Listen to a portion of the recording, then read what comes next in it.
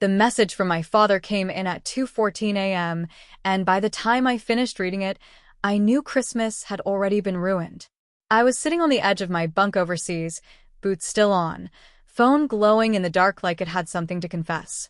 Around me, the barracks were quiet in that uneasy way they get before dawn. Just the hum of vents, someone turning in their sleep, the distant clang of metal doors. I'd been counting down the days, crossing them off in my head like a ritual. 12 years of military service, 3 missed Christmases in a row, 2 deployments back to back. This year was supposed to be different. I was finally coming home. Or at least I thought I was. My dad's message was short. No greeting. No son.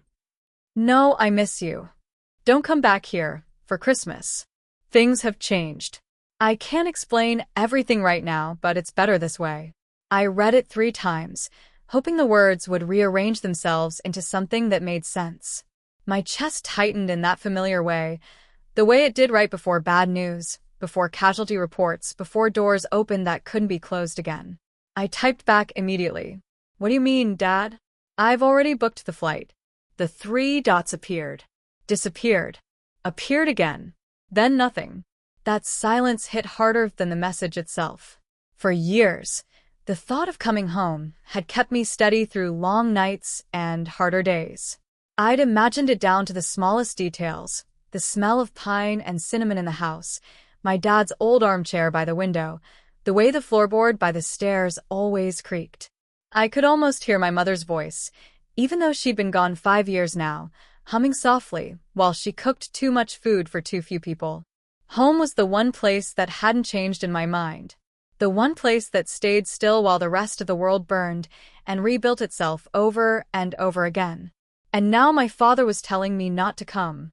Before all of this, my life had settled into a strange kind of rhythm.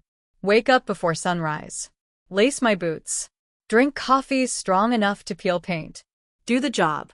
Follow orders. Write short emails home when I could, careful not to worry anyone.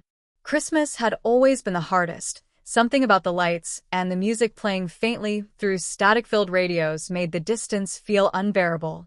My dad and I weren't what you'd call emotionally close, but we were steady. Solid. After my mom died, we leaned on routine the way some people lean on faith.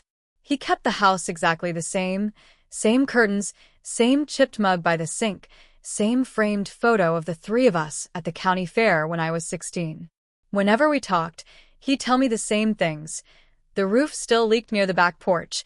The neighbor's dog kept digging under the fence. My mom's rosebush bloomed again that spring. Those details mattered to me. They were proof that something in my life was still anchored. I'd told him months ago that I'd finally been approved for leave over Christmas. I remember the pause on the line when I said it. Well, he'd said slowly, that'll be something. I thought it was happiness he was swallowing back. Now, I wasn't so sure. The next morning, I tried calling him. It rang until it didn't. I left a message, my voice steadier than I felt. Dad, it's me. I don't understand what's going on. Please call me. I went through the rest of the day on autopilot. Training drills. Briefings. The usual noise of a place where emotions are kept neatly folded and locked away. But my mind kept drifting back to that message. Things have changed. That sentence echoed louder than any command barked across the yard. That evening, I called my younger sister, Claire. She picked up on the second ring, her voice bright at first. Hey, are you counting down yet? I closed my eyes. Claire, what's going on at home? There was a pause. Not long, but long enough. What do you mean? She asked. I got a message from Dad. He told me not to come back for Christmas. Her breath caught. I heard it. She tried to cover it with a cough, but it was too late. He said that? She asked quietly. Claire. Another pause. This one heavier. I thought he told you already, she said. That's when I knew whatever this was, it wasn't small. Tell me what? I asked. She hesitated, and I could picture her exactly. Standing in her kitchen, one hand on the counter, chewing her bottom lip the way she always did when she didn't want to be the bearer of bad news. It's complicated, she said finally. Dad said he wanted to explain it himself. When? I asked. Because he's not answering. He's been busy, she said, and the words felt carefully chosen. I felt something cold settle in my stomach. Claire. Did something happen to the house? Silence. Claire. She exhaled slowly. It's not my place to say. I leaned back against the wall, phone pressed to my ear, the world narrowing to the sound of my own breathing. Is Dad okay? Yes, she said quickly. He's fine. Physically. That word, physically, told me everything she wasn't saying.